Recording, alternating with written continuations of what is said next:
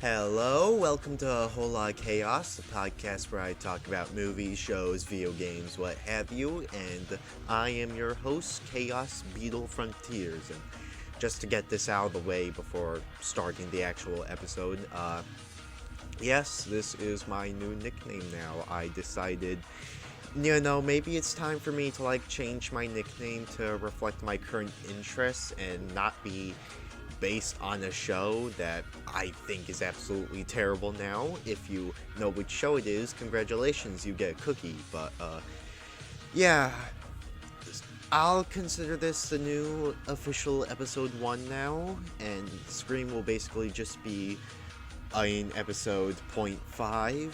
So, to explain what I'm going to be doing for now, basically, I got a lot of DVDs and Blu-rays for Christmas, and I will be going through a lot of these and deciding which ones I'll keep, which ones I'll get rid of, and which movies are good and bad or not. So, basically, it's too many movies, but I plan on covering more ground, and yeah, I'll also admit this podcast is partially inspired by too many movies, which I do want to give a shout out to. It's one of I've been listening to too many movies more often, and it's one of my personal favorite podcasts to listen to. And I got plenty of material to cover for sure.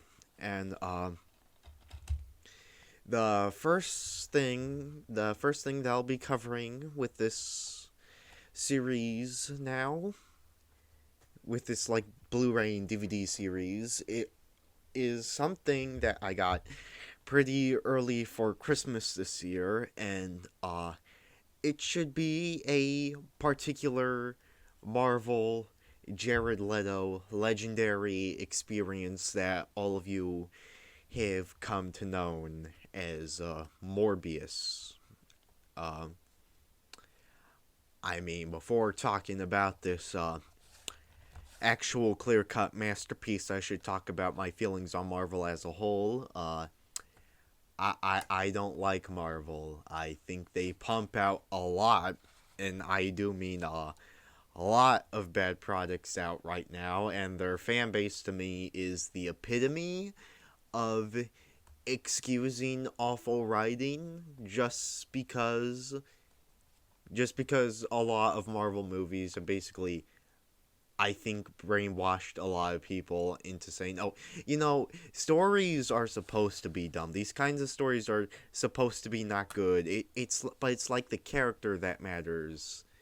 The character work in a lot of modern Marvel movies now is complete crap, and a lot of that has to do with the story, but I'll save more of my thoughts for the MCU someday, because I did not ask for MCU Blu-rays this year. I asked for a Morbius Blu-ray, and lo and behold, I did receive a Morbius Blu-ray.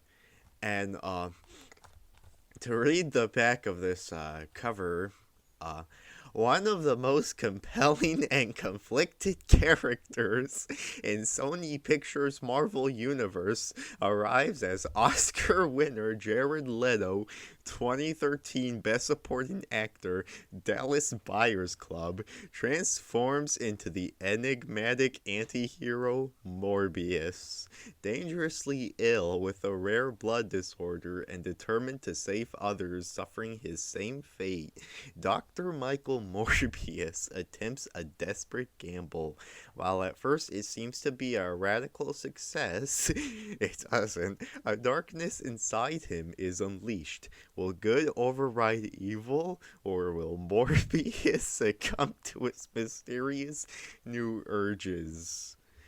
And there's even special features here, like outtakes and bloopers. Wait, those weren't in the actual movie. Okay, so if you couldn't tell by my current mood right now, Morbius is very, very bad. I think everyone and their grandmothers can tell you that Morbius is very bad. That being said, it is also one of the greatest cinematic achievements of all time. I watched this recently, like a week ago. Got my family to watch it with me, and needless to say, I will be making them watch the inevitable 13 sequels. So, I guess to describe the plot of Morbius, if you can even call it that. So, a doctor, like the box says, Dr. Michael Morbius has a rare blood disease that he's making for his brother, Dr. Milo Morbius. And this is something like they do in the opening of the movie, where the guy has like an actual name, I believe Lucian, but for some reason they call him Milo, and the movie doesn't really explain this. I don't think it does. They just clarify, oh, we've had a lot of kids here, and they're called Milo, and I'm like, okay, why exactly? And it's not even the dumbest part of the movie. So, basically, um, Dr. Michael Morbius revives a mouse and sees it while in a completely different and removed room, which I think that's like also one of the things the movie is really infamous for. Its editing is really, really bad. And I think like that scene in particular does highlight a lot of it, because like you move into a completely different room, completely separate from the room you did the mouse experiment on, like very far away, and you somehow see that the experiment on the mouse worked. And I'm kind of curious how you make mistakes like that, but whatever. They go on the boat, and they do more experiments to see if it will actually work. And the titular Dr. Michael Morbius becomes a vampire and kills a lot of people that we're told are bad, but we don't really see a lot of it. And and for some reason, despite basically being wanted right now, being a suspect, he goes to his lab, which plenty of people know where that lab is, and like I can imagine him just going there to grab a few things, but no, he decides to stay there and train his vampire powers. And there's a lot of this stuff in Morbius. And it's something that I can say about a lot of Marvel movies, actually, where a character does something and I'm like, why would you ever do that? Every character in this movie is a sack of bricks, really. Yeah. I I think the funniest thing about Morbius is that I've watched it twice now, and whenever I do watch it, it's always goes in one ear and out the other. Cause yeah, really thinking about it more, Morbius is it really is kind of like the Venom movies. You have this one guy who has a kind of crap life, and then stumbles into like an experiment, or in Venom's case, an alien, and they're like anti-heroes now, or they have like morals and they do supposedly good things, but the only difference is that they kill people, which in most comic book media now, yeah, your main character kills bad guys, so like what's really so special about them being an anti-hero here? And I think Sony is especially guilty of this. Yeah, Black Adam is not a good movie with this, but I'll also give it a pass, since with how Black Adam is an anti-hero and that movie does align more with his comic appearances. where Adam only cares about his country and no one else. And to be fair, I am more familiar with like DC Comics and Marvel, but I don't, correct me if I'm wrong, but I don't remember Morbius ever being like this in the comics, really. But Dr. Michael Morbius isn't the only character in this movie. We also have Doctor, no, not Doctor, just Milo Morbius, who Matt Smith plays him, and basically you only remember him for having probably the only good performance in the entire movie, and that one day, and like that one dance where it literally plays a song where the lyrics mention have sex and poop your pants, and yes, this movie does get to a point where I'm wondering, am I actually watching a movie or am I watching a Family Guy skit? Now, the fun fact about Morbius is that last time I watched it, oh, I'll absolutely rewatch it soon. It's an absolute classic, but last time I watched Morbius, it was on Netflix. And now I can rewatch it using my Blu-ray DVD digital pack. The other one that I got for Christmas was Bullet Train, and you know what? Both of them are better than Glass Onion. Let's go with that. Both of them are better than Glass Onion.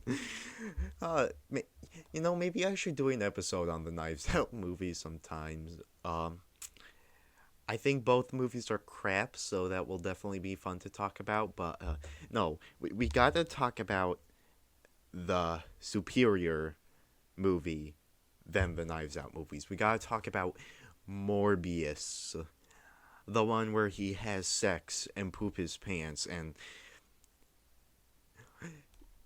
I think another standout thing about Morbius is how dumb the action is. And unlike other Marvel movies like the MCU, Morbius does have action sequences that make me think that I'm watching a Family Guy skit.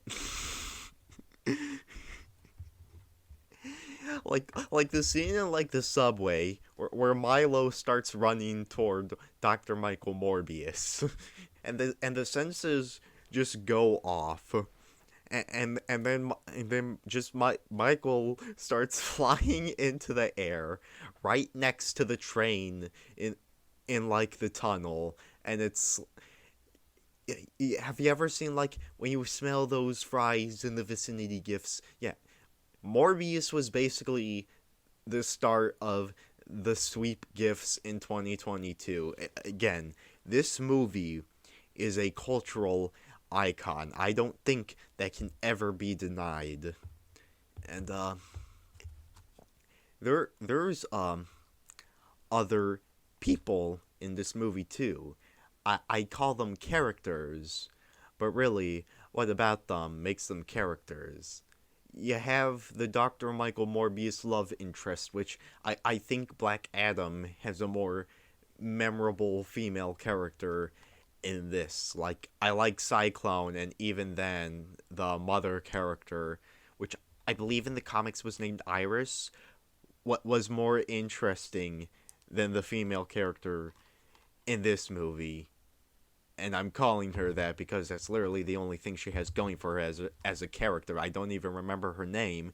The only other thing that I remember is that Milo Morbius kills the female, and she and Dr. Michael Morbius exchange a kiss where she gets some of his blood, and then she gets revived as a vampire. And oh, I really need to talk about the post-credit scene. So, Michael Keaton Vulture, after the events of No Way Home, regarded as one of the best Spider-Man movies, ends up in the Sonyverse, and then there. And then he just gets out of jail because, he was mysteriously in the cell at all time. Like, I don't think that would ever work like that, but whatever. He's out of jail in like a matter of seconds, really.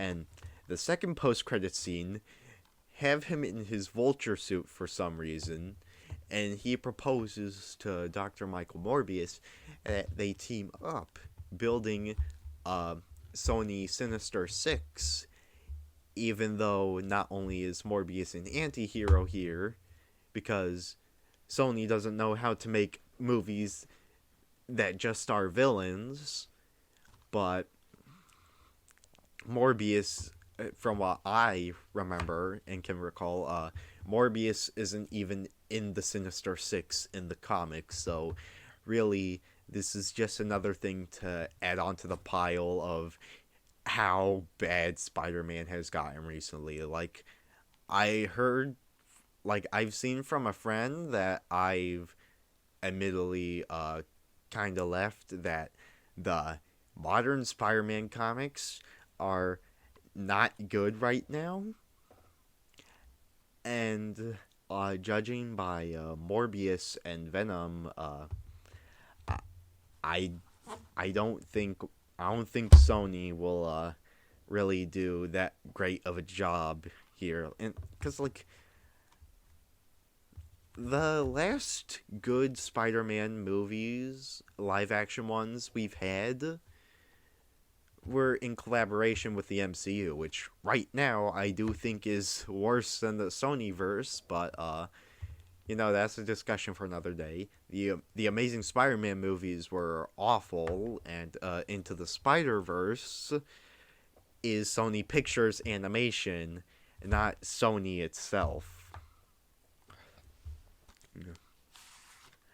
But you know what? In spite of it all, in spite of how forgettable and awful this movie is, at the end of the day, this is Morbius, and he's been getting hungry, and trust me, you won't like him when he's hungry.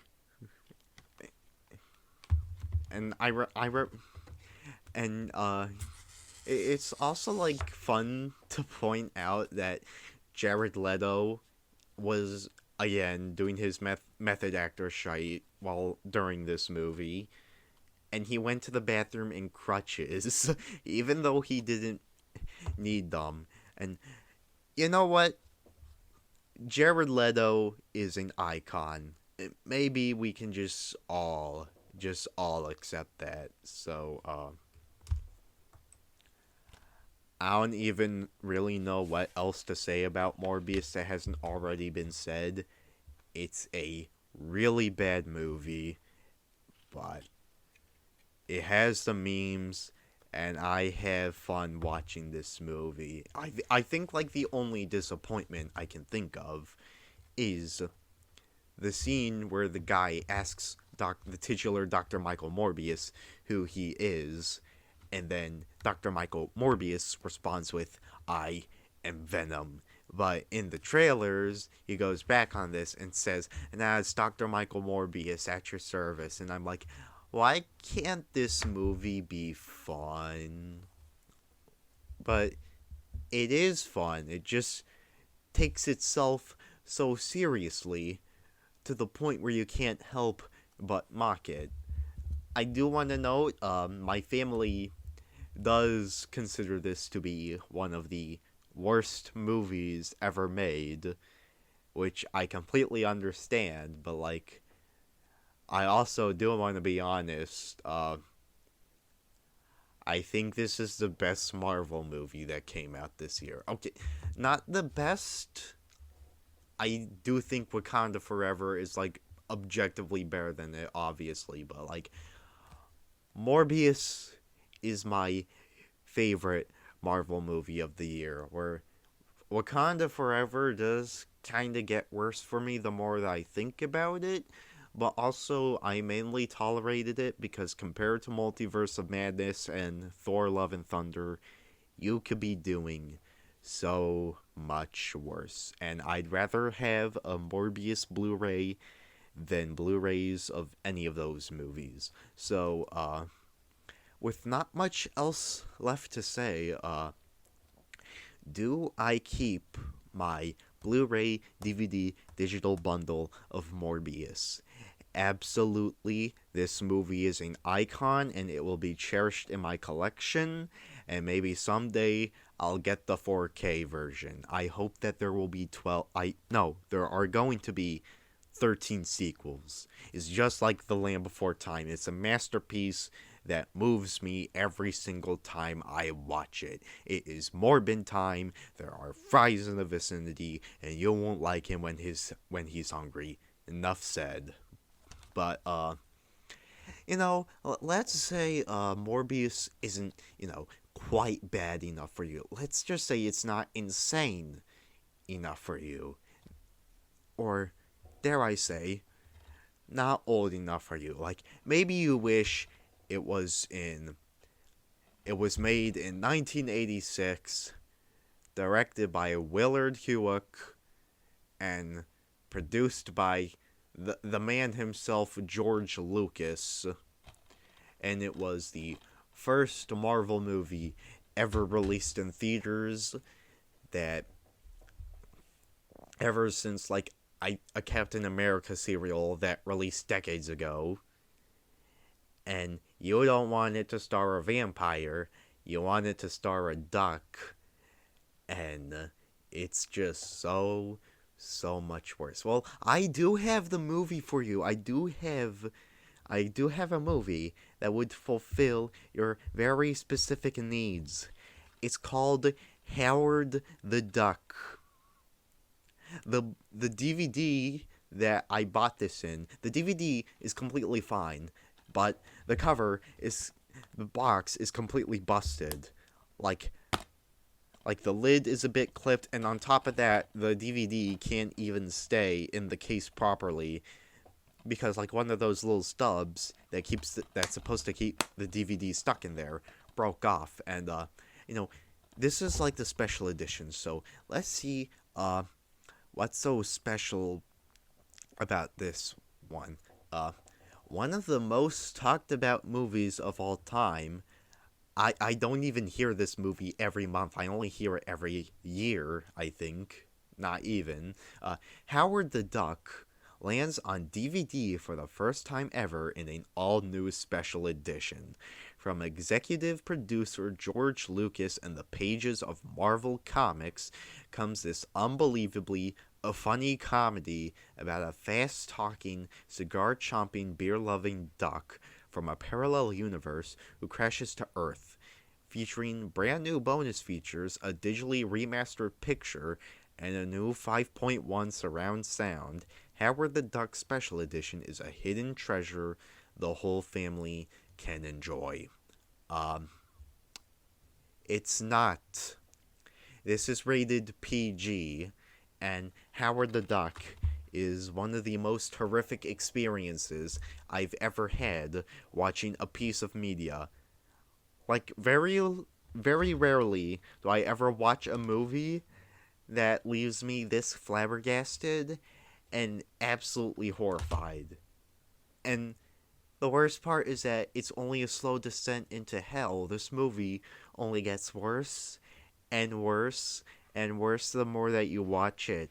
So basically, the movie opens up with the titular Howard the Duck on his chair watching TV until suddenly his chair starts moving and he gets dragged from his Earth, which is shaped like an egg, haha, to the real Earth, where he ends up in Cleveland and basically just gets beat around by humans until he sees like two guys mugging a girl, and he shows off his legendary skills of quack foo, and this isn't even the peak of this movie's stupidity. So the titular Howard the Duck crashes at the girl's place, and then they go to a museum place where he's dragged into a trash bag to meet with this scientist guy, but he only wants to bring Howard in for him to be studied and for to get famous and stuff. And Howard just basically calls the entire world, like humans in general, just apes. because you know humans evolved from primates, so he's like it's a but I think this movie attempts humor. I can't tell because, unironically speaking, this movie is not funny at all, but it only gets crazier. So then Howard searches for a job, and he's found like working at a spa place, and this only lasts less than 5 minutes because the manager throws him into a pool when he's taking a smoke break, even though I'd be surprised if smoking was allowed in the workplace at all.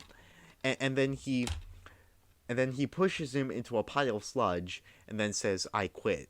So then we have more of Howard moping around until he goes to the place where the girl's band works at. I don't even know. It's like Morbius. I don't even remember her name. And then he picks on the manager, who has her money, and then beats him up and gets the money, and threatens to cut his ear off. Again, rated PG. And not only did he get the money, but he convinced the manager to step down from being manager.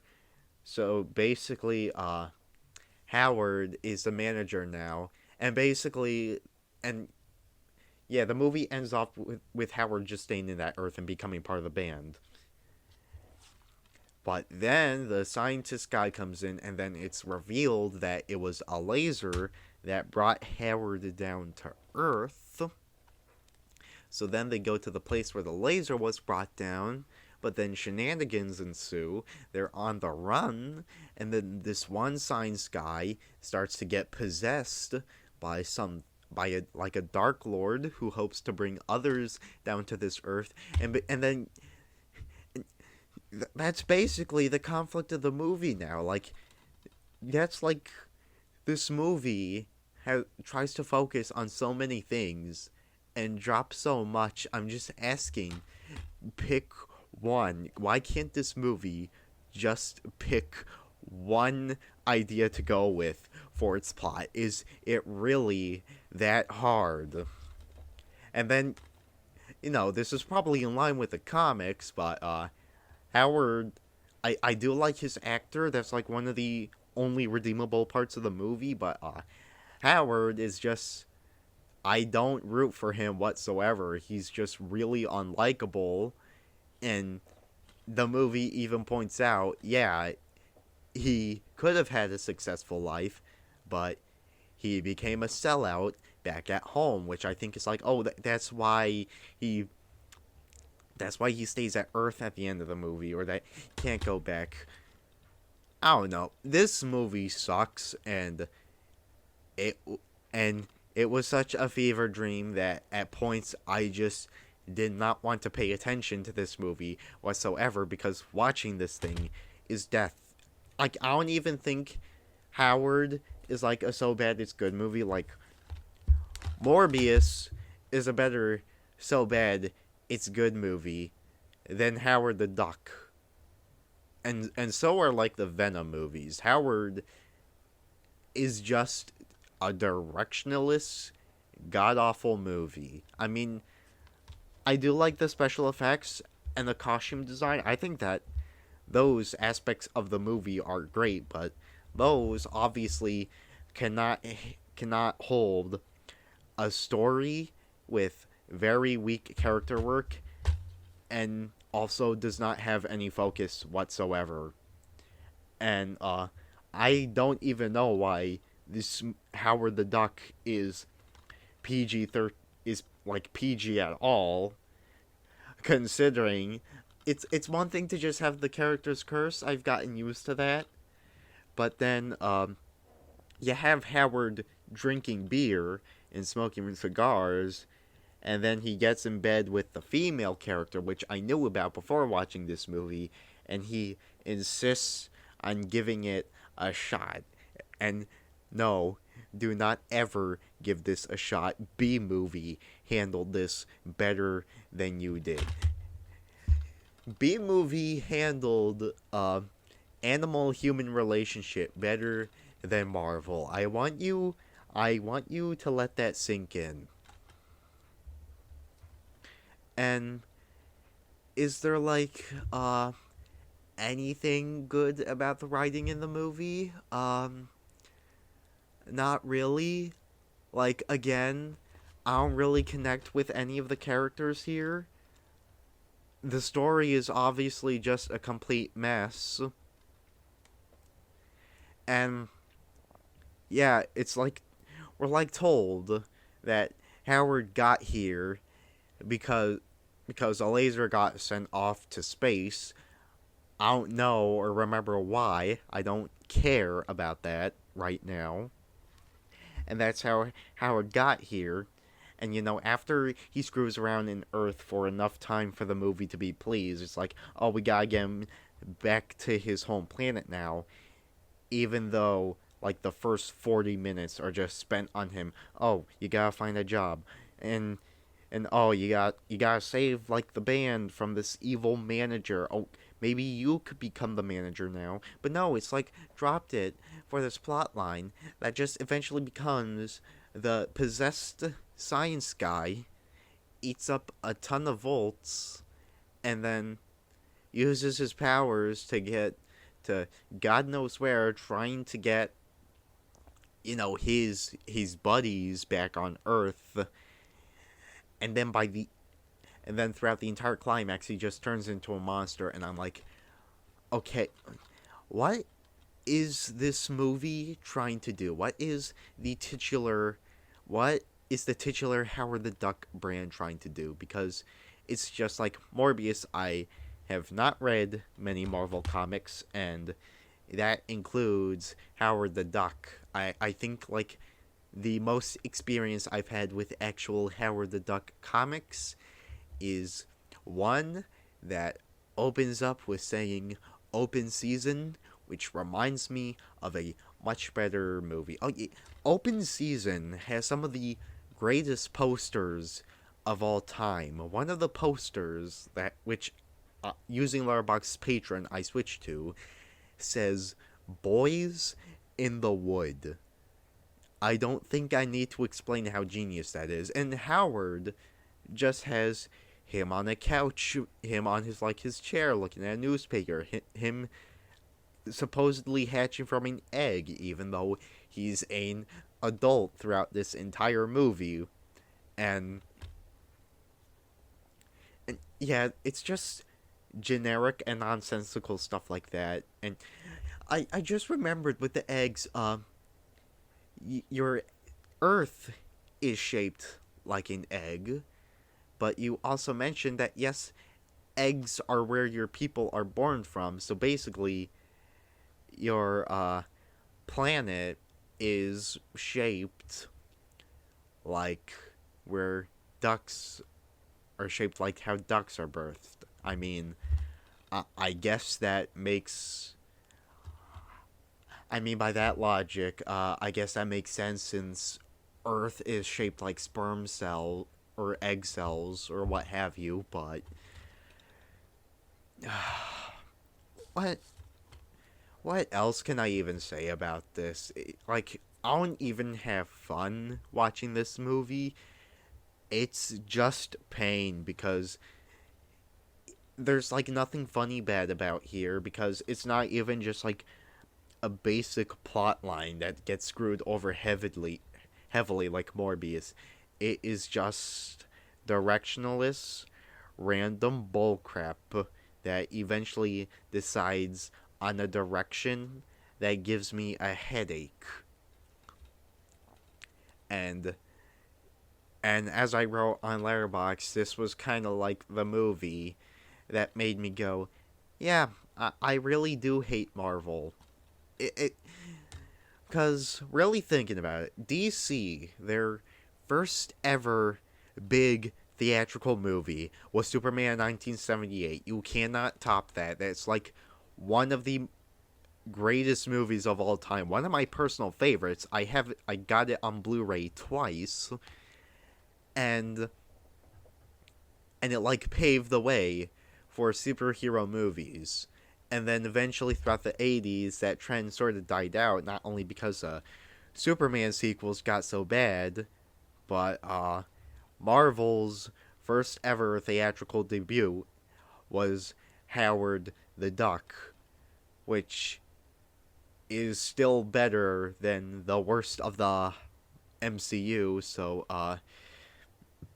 take that for what you will. So, terrible movie. I do not recommend anyone watching it unless you want to be this dumbfounded. And do I keep this DVD?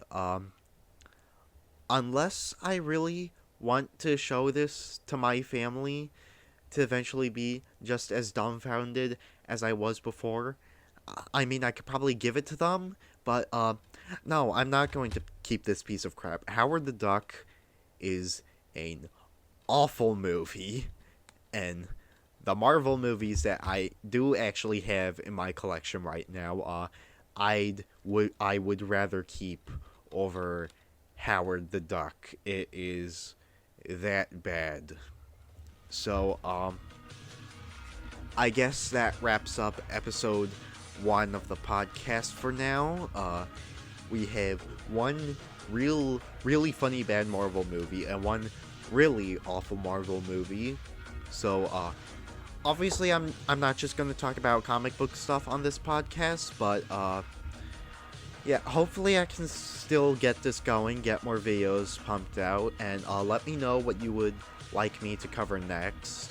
I think that would be really interesting, though I do have some ideas, but until next time, I hope you all have a good day, and peace out. See you all next time.